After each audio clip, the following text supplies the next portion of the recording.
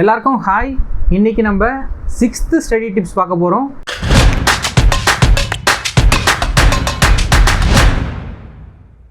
minutes 15 steps.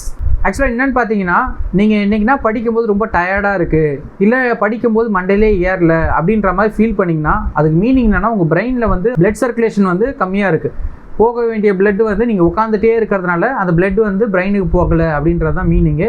இல்லை நீங்கள் டயர்டாக கூட இருக்கலாம். இதை ஓவர் கம் பண்ணுறதுக்கு இந்த டெக்னிக் யூஸ் பண்ணுங்கள். அன்றைக்கிட்டே ரொம்ப சூப்பராக படிப்பீங்க. ஆக்சுவலாக என்னென்னு பார்த்தீங்கன்னா, இந்த டெக்னிக்கு ஒரு 15 நிமிஷம் நீங்கள் படிக்கணும். 15 நிமிஷம் படிச்சுட்டே இருக்கீங்க. அந்த 15 நிமிஷம் முடிஞ்சவொன்னு என்ன பண்ணணும்னா 15 ஸ்டெப்ஸை நீங்கள் படிக்கட்டில் ஏறி அந்த 15 ஸ்டெப்ஸ் படிக்கட்டு ஏறணும். திரும்ப 15 ஸ்டெப்ஸ் கீழே இருக்கணும். எங்கள் வீட்டில் 15 ஸ்டெப்ஸ் இல்லை அதுக்கு மேலே இருக்குது அப்படின்னு நினச்சிங்கன்னா அதுக்கேற்ற மாதிரி நீங்கள் மல்டிபிள் பண்ணிக்கலாம்.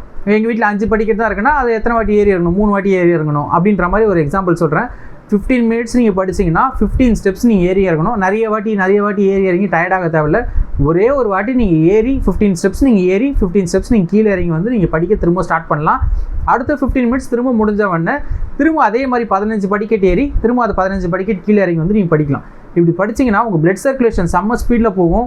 சேம் டைமில் உங்களுக்கு ஒரு எனர்ஜி கிரியேட் ஆகும். அந்த எனர்ஜி உங்களை நல்லா படிக்க வைக்கும். இந்த டெக்னிக் கண்டினியூவாக யூஸ் பண்ணுங்கள். சப்போஸ் இந்த டெக்னிக் போர் அடிக்கிற மாதிரி இருந்தால் நம்ம சேனலில் ஒன்று நிறைய டெக்னிக் சொல்லியிருக்கோம். அதில் எதனா ஒன்று இம்ப்ளிமெண்ட் பண்ணி ரொம்ப சூப்பராக படிங்க. எல்லாருக்கும் ஆல் தி பெஸ்ட்.